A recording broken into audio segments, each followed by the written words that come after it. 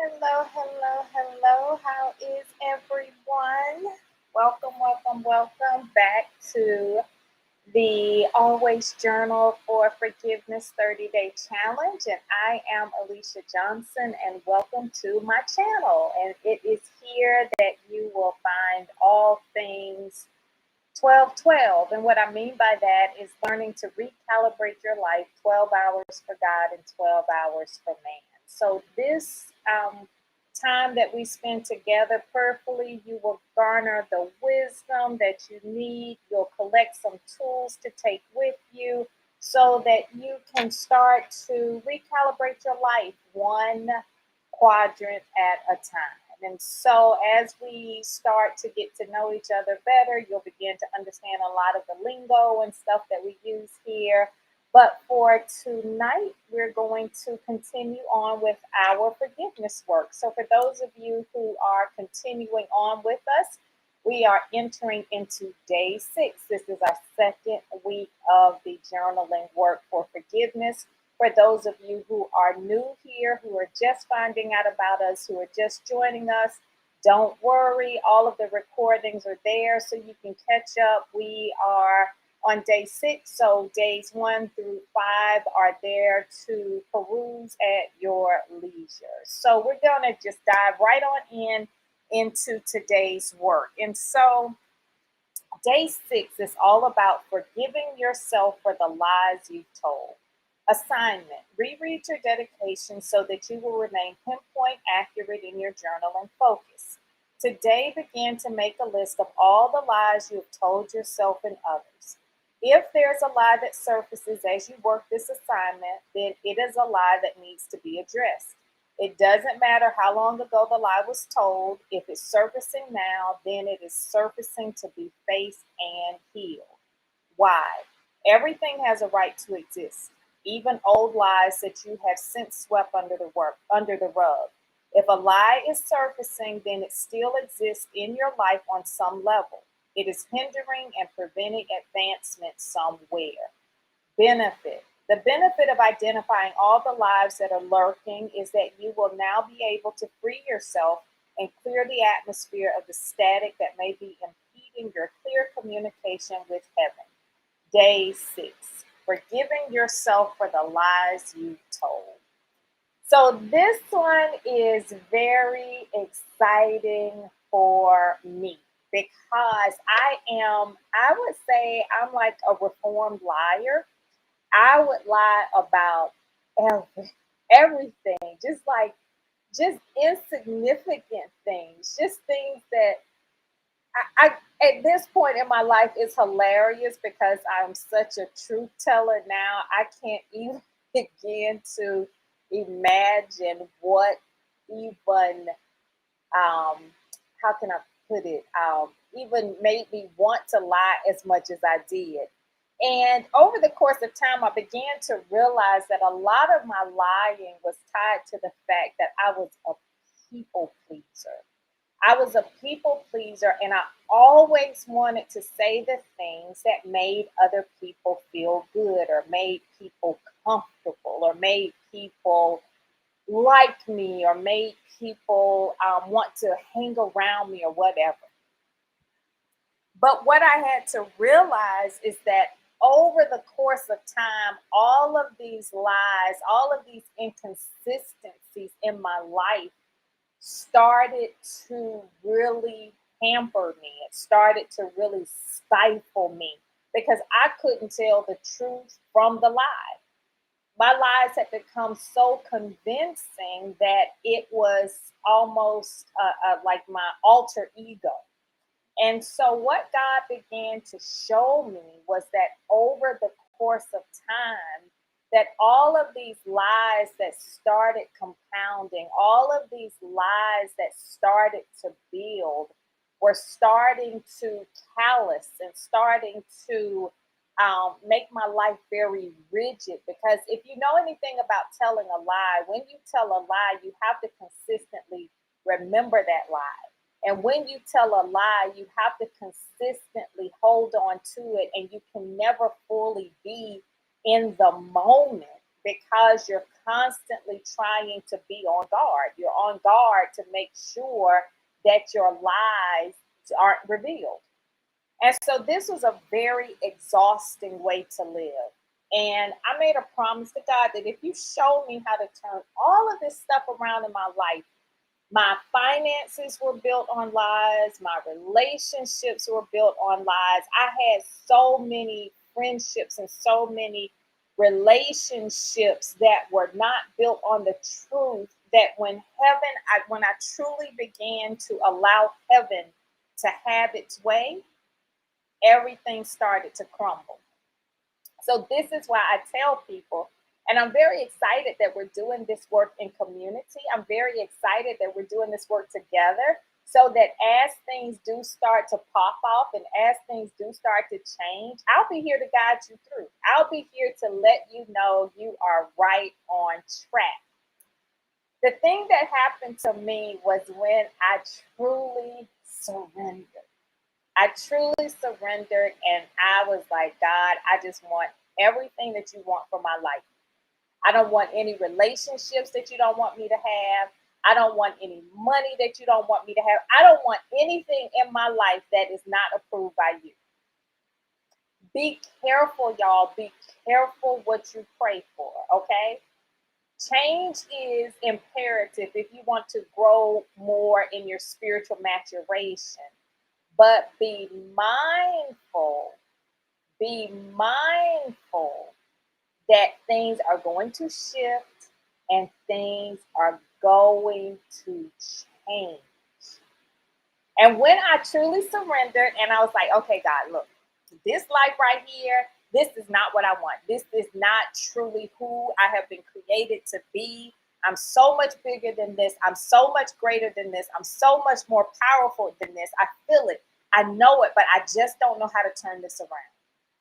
So once I surrendered and I gave it all to God, God literally stripped me of everything. Every friendship I thought I had was wiped away. Every situation that I thought was solid was dispelled. Everything was put back, if you will, to square one. I was back in sandbox. And the reason heaven did that was so that I could start to rebuild my foundation on the truth. And this is why it is very important for you to be very open and honest with yourself as you're doing this exercise, and allow heaven to reveal to you all of the lies that you've told yourself. The lies that you've told yourself in the sense that, oh, this is too hard, I can't do it. Or this is too expensive, I can't afford it. I'm not smart enough. I'm not techno savvy. I'm not as talented. I'm not as coordinated. I'm not as disciplined. I'm not as organized, or whatever the lies are. And this is the thing, that the biggest lies are probably the ones that you feel are the most insignificant. But these are the lies that you continually have on a loop in your mind. And those little lies sound like, oh, it's just like a little white lie, or it's just it won't really matter, or it's little things that you tell yourself over and over again that you know, in like deep down inside, you know it's not true, but it feels good to kind of keep yourself in a safe space. And so what I mean by that is that one of the lies I used to tell myself is that this is good enough. Like this is good enough. I would settle for so many things because I did not want to do the work to push myself to the next level. So I would just say, this is okay. It's all right. Whatever you want to do, it's okay. I didn't have many opinions. I just wanted to go with the flow. Well, at some point in your life, at some point, you're going to wake up. At some point, you're going to realize that I want more. At some point, you're going to step into the truth of understanding that this is the only life that I have. And if I do not max it out, shame on me. Shame on you. When I started to understand this little piece, when I started to understand that Alicia Johnson is the only person responsible for the magnitude of the life that I live or not live, the game changed. So tonight is the night that you get totally honest with yourself. Now, one thing is that you have to be realistic, okay, with your expectations. You have to maximize what you have where you are at this moment in time. So for me, for example, at this point in time, I know that based on my age, based on my height, based on a whole lot of things, like my supermodel days are over, okay? Not that I ever had any supermodel days, but there's just certain things that are not realistic for me. So I am not going to waste my time trying to compete in arenas that are not mine to begin with. But where I am going to put forth my best effort is in the things that are right in my hand. And this is why I am such a big proponent of understanding what is in your hand. What do you personally possess? What has heaven packed? What has heaven packed in your bag before you came here to earth? That once you open up that treasure chest, you will have everything that you need. One thing that God packed in my treasure chest is that I have a sense of humor. I can laugh at anything. I have laughed through funerals. I have laughed through like some of the saddest moments. I have a great sense of humor. That is right in my hand. Once I started to own that, once I started to really understand that this is something that God has given me, that has become one of my superpowers, if you will. One of my girlfriends, she loves to clean, loves to clean. That is in her hands, and she has turned that into her therapy. She has turned that into her extracurricular activity. She has turned that into everything that she needs it to be without any apology, working with exactly what she has. You see, most of us are lying to ourselves about the capabilities that we have simply because they may not be as shiny as someone else's. The fact that I can come up to you and say I have a good sense of humor, that doesn't stack up well if I'm working with a bunch of attorneys and a bunch of lawyers, a bunch of doctors, a bunch of CEOs and CFOs. Because if I compare my gift and what I have to what other people have in the world, then I am going to feel less than. But see, in God's economy, absolutely nothing is wasted. You can take that one little thing that you have been minimizing, that one little thing that you have been lying about. And when I say lying about it, you just say, oh, it's no big deal. I just have an eye for color. That's just what I do. It's a big deal. It is a big deal. If God has given it to you, it's a big deal. And I double dog dare you to diminish it one more time. Stop lying to yourself about the gifts that heaven has given you naturally. This is why so many people almost miss their opportunities to be great because you minimize the thing that comes naturally. I almost missed the opportunity to do this work as it relates to always journal because, oh, it's no big deal what I do. I mean, anybody can journal. God was like, sorry, that's a lie. Anybody can journal, but not everyone can journal the way that you do. So I was lying to myself about the greatness that heaven had deposited within me because I didn't understand the magnitude of it. God is a creator and not a duplicator.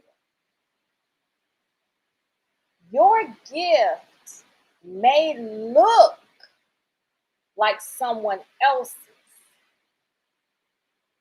but when you go deep enough into that assignment, you will realize that heaven has encoded it with something special and unique that fits you like hand in glove.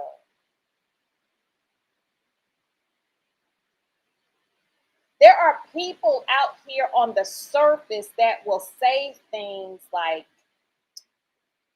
I just have the gift of organization. I just like things to be in order.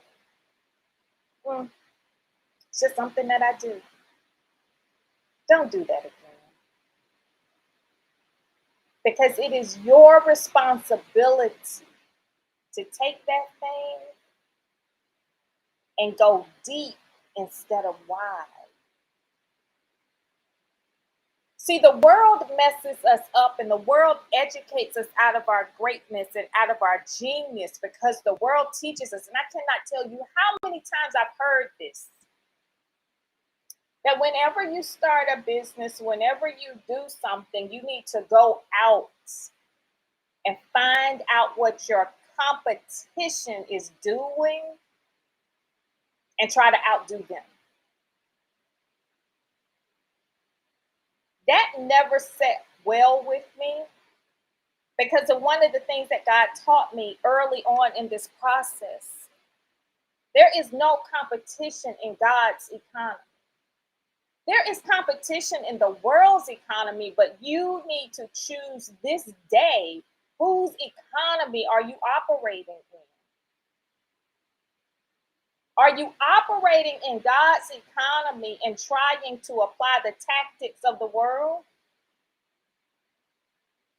Are you operating in the world's economy and trying to apply the process of heaven? Neither one will work. A house divided amongst itself will not stand. You can't be lukewarm in this. You have to be very clear on the direction that you're moving in. Once I became clear on the direction that I was only operating in heaven's economy, y'all, the whole world opened up. But with the whole world opening up, that means you're going to have to let go of all of the lies that you have told yourself that helped you to get through the world. One of the lies that I had to tell myself is that I was telling myself is that this assignment that God has given me, this can't be right. This can't be right because I'm having too much fun. This can't be right because I'm not struggling as much as the world said I have to struggle. Because what does the world teach us? I wish I could hear y'all. I can kind of hear y'all in my mind's eye. I can hear y'all. But what does the world teach us? The world teaches us no pain, no gain. If you apply that no pain, no gain lie to God's economy, you're going to miss it every time. I almost missed this work because I was having too much fun with it. My husband will get up in the morning. He's like, there is no way you can be laughing at 5 o'clock in the morning. There is no way. We have more fun in our community before 6 a.m. than most people have all day. I start my day off with laughter in some form or fashion. But the world tells us that you got to be serious about it. You got to work hard for it. You got to grind. That was one of the things I had to really come to terms with. Is that there are some things that Alicia Johnson will not have that the world says is available if I have to do it the world's way. Alicia Johnson will probably never be a billionaire if I have to do it the world's way. Because Alicia Johnson will take naps. Alicia Johnson will take breaks. Alicia Johnson is not going to create a life for herself that resembles anything in the world. If my personal life starts to look like my corporate life, then there's no need for me to create anything. I can just stick with the world and be miserable.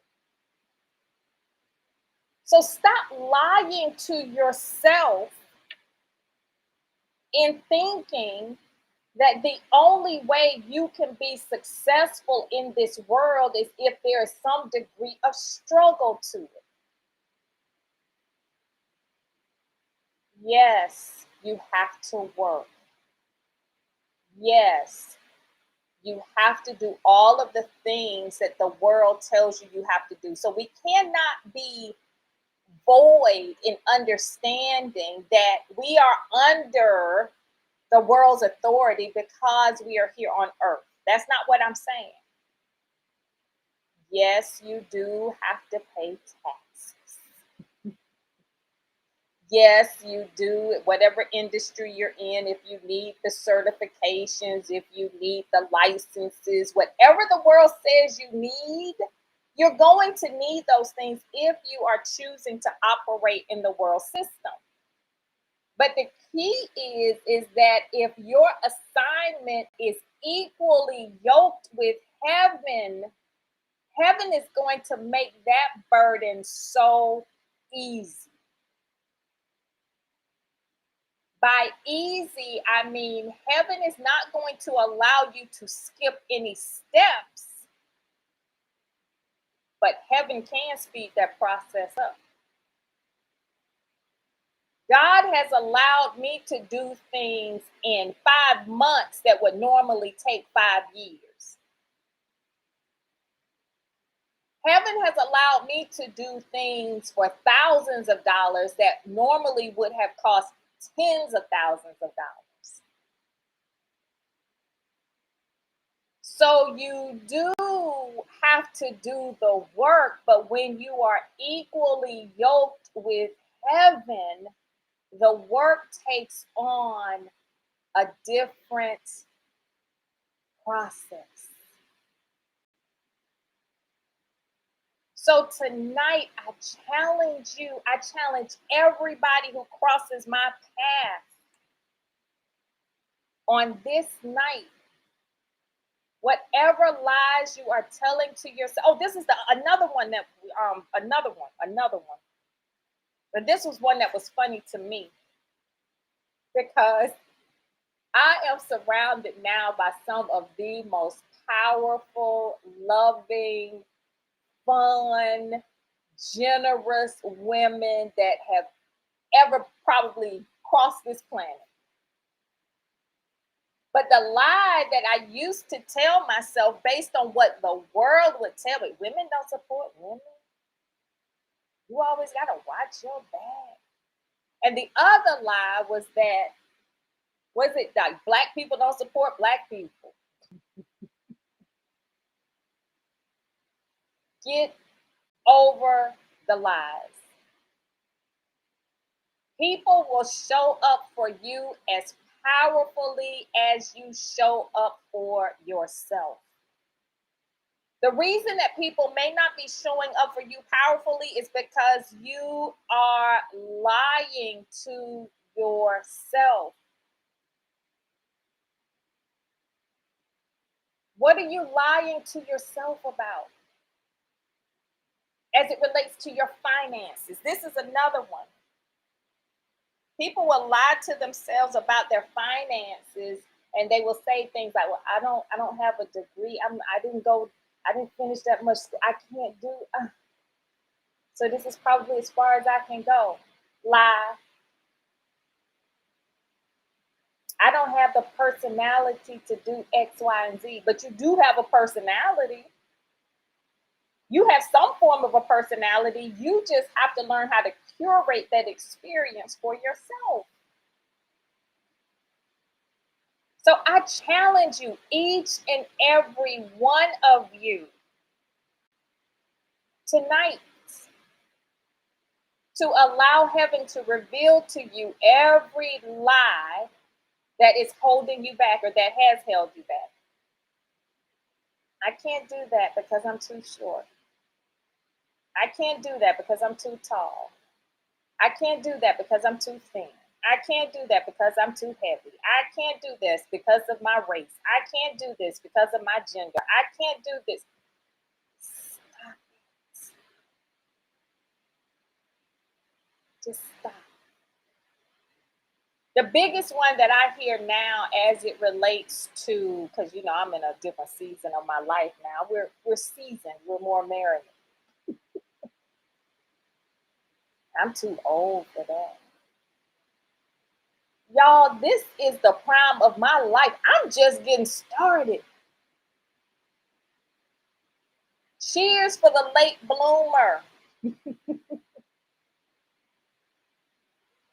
Cheers to the person who is saying that I am not going to go out by talking about the accomplishments that happened 20 years ago.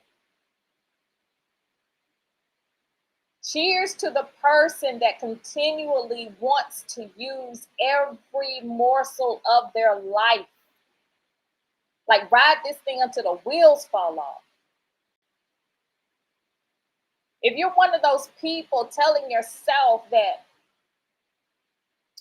I'm too old to be doing this, I'm just going to raise my grandbabies and help them with help my kids with their kids. And it's not, hallelujah, it is not too late for that belly ring. As soon as I get my little, I'm too short, I think I'm too short. I don't know yet. I think I'm too short for a 6-pack. But once I get my 4-pack, I might have 6 up in here. You think I'm looking for that belly ring. You're not too old for a tat.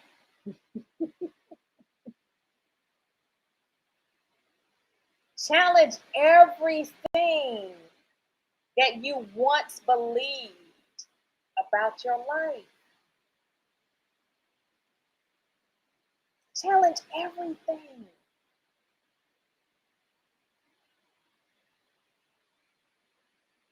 Pay attention. Challenge yourself. What is the one thing that you have convinced yourself that you cannot do because of any perceived limitations?